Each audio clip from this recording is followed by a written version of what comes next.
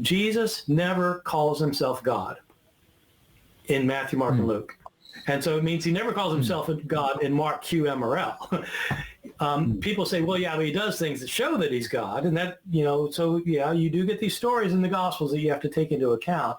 But if you ask, what did he say about himself?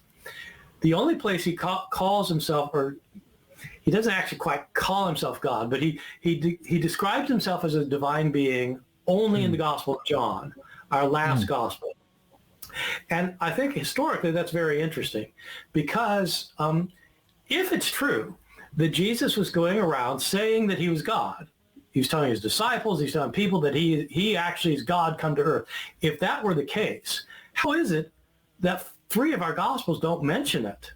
I mean, you would think this would be a rather important point.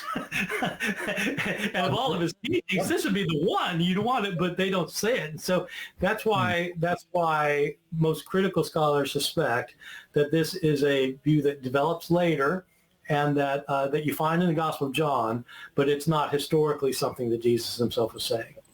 Okay, that's very clear.